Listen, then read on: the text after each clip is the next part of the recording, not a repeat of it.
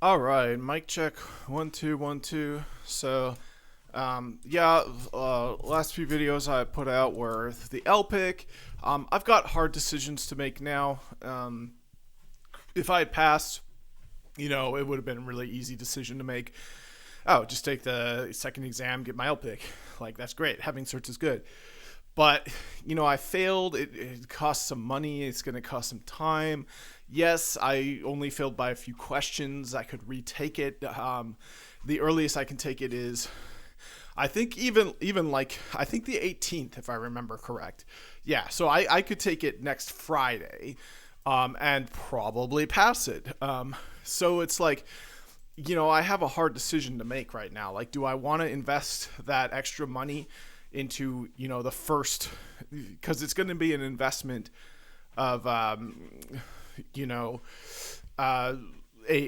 the retake fee and the fee for the second part of the exam. So it's going to be a fairly significant investment, nowhere near the investment of a expert level exam, but non-trivial amounts. Like, for example, the treadmill that I'm on, that can dramatically improve your quality of life and your health span and all that, costs significantly less than seeing this test through. So for me, that would be a no-brainer. If you had the amount of money so that you could only get this certification, or you could only buy a treadmill like I'm on now, it's a no-brainer to spend that money on the treadmill because your health is a better investment than a certification that doesn't guarantee that you'll get a job. It just makes you slightly more likely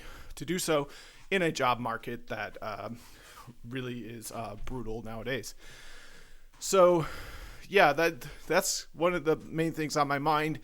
Do I want to retake the exam and potentially pass it, but then be on the hook for the full price of the exam? The exam does last for 5 years before retaking it, so the LPIC does make sense. I looked into the RHCE, so Red Hat or RHCE, RHCA. The RHCE is like the or is it the E? But I looked into the Red Hat certified engineer. So the thing is with Red Hat certs is they're all practical, which I think I could probably do a lot better on, and the actual skills you walk away with are more valuable because you're doing things like setting up web servers and stuff. But the training materials, as far as I know, are not free. Let's take a look at all certifications. Okay, you know what? Let's go back and let's look at the featured certifications. So we have Red Hat System Administration 1, OpenShift, and Certified Red Hat Engineer. So, I'm not sure which one makes sense. The one I'm most familiar with is the Certified Red Hat Engineer. So, for existing or former, for current. So here's the overview for that. So this is for Linux automation skills. So if we look at all certifications here, see, and this is the thing too, is like this is pretty inexcusable. I'm not sure what's going on here, but if you have a program like this and you're charging people hundreds of dollars, your website has to work. You can't have broken links on your website. I have not experienced anything like that on the LPIC, so that's a reason why I think I've seen that before, and there's really kind of no excuse for that. Like, the point of this certification is to learn to prove that you have the ability to do things like set up a website that doesn't have dead links on it. So if you're doing that from an agency whose website has dead links on it, I would probably go with the agency that does not have those issues. So if we look at Yeah, so this is definitely a well-respected cert. Um, it's definitely designed to give you very good skills, but we can see the website is hard to use. There's dead links on it. I really can't see. Here's the all certifications link. It's a dead link, so I can't even see what certifications are available. All I can see are the I can't clearly see what I need to do to get these certifications, or even what certifications there are to take. We see that there is this Red Hat System Administration 1 cert.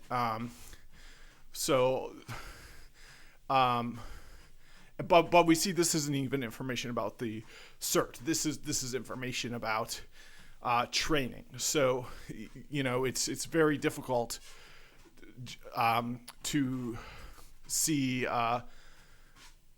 what I need to do to get this cert, and that's a problem for me. So we do have, and it looks like the other thing. Remember, for me and my career going forward, the guiding light to the lighthouse on the moat, or on the bay, is remote work. So if I have to go into a testing facility, I can't just take it online. I can't get remote jobs with this cert. Then it doesn't matter how prestigious the cert is. It's taking my career into a direction that I don't want it to go.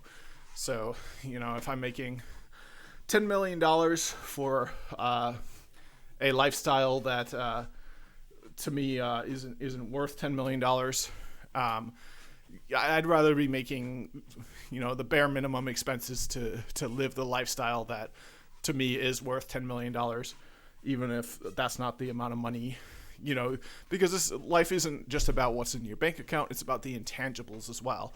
So I'm here in front of my computer on my treadmill, making sure I'm not living a sedentary lifestyle.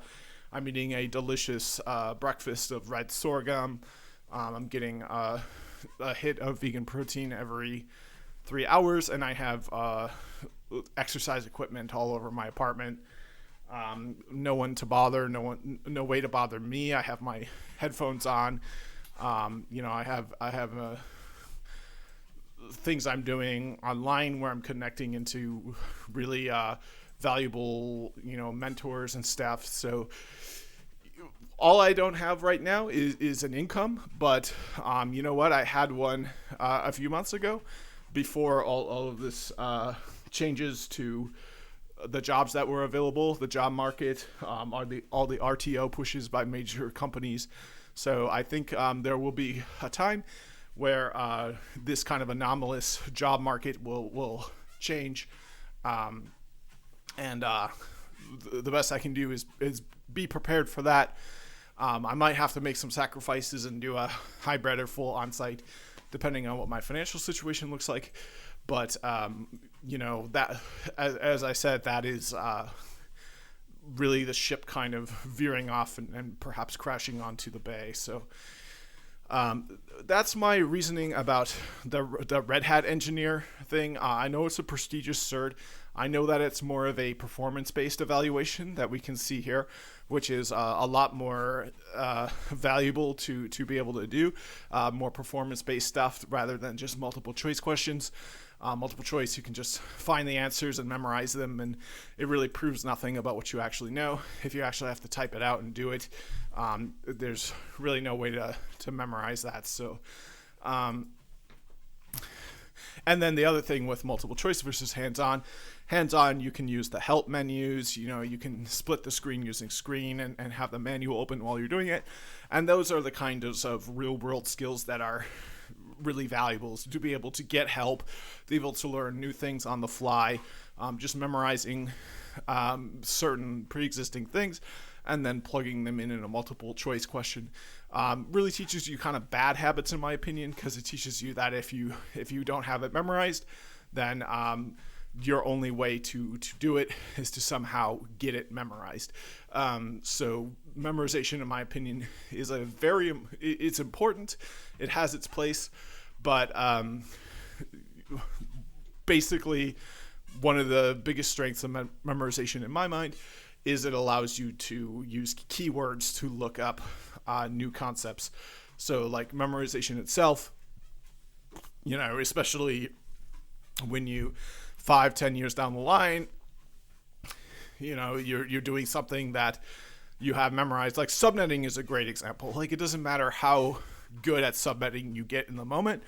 It's a hard math skill. So like 5-10 years, 20 years down the line, especially like as you age and you get into your 60s and 70s, it's just like, you're a meat popsicle. Like stop relying on your brain, your meat brain, and just like use a subnetting calculator, or like get used to using a tool, because it doesn't matter how good you got at subnetting. And I got very good at subnetting. Like, it's just your body just isn't as reliable as a simple calculator. So especially as you get older, and you need to be productive and reliable even in your old age. So things like memorization kind of isn't really what I believe in. I believe more in a test like this. But as we said, the website is got broken links on it, which is, in my opinion, really inexcusable, especially for such a key link as looking at which certifications are available. And then not only that, it seems to require some kind of onsite commitments, which veer off from the guided path I want my career to go down. And then the final reason I think the LPIC makes a lot more sense than the RHCE is that the LPIC has free and open training materials, and it looks like the RHCE charges quite a bit for their training materials, kind of like the Cisco and Juniper certs. So I'm still pretty well convinced that the LPIC makes a lot of sense for me to get.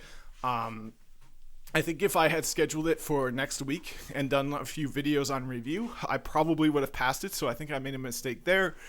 So I think if I just do my due diligence for reviewing all the materials, I can go and take it again in about 2 weeks and get that passing grade. So that I think makes a lot of sense. So this video here, I was intending to make a video for Automate Your Network, but I'm talking a lot about the LPIC right now, so I think this is going to be another LPIC video. And I think what I'm going to call this video is a discussion of, and see, like this is a retired too, so like you can't even tell, it's just not. So the LPIC makes a lot more sense. There are things like the Red Hat certs that are perhaps better in regards to what they test you on, and Ansible is a big part of it. It's hands-on. But as far as what do I want my future to look like, what do I want my career to look like, it's just kind of not the cert for me, because as I said, I'd rather build a lifestyle that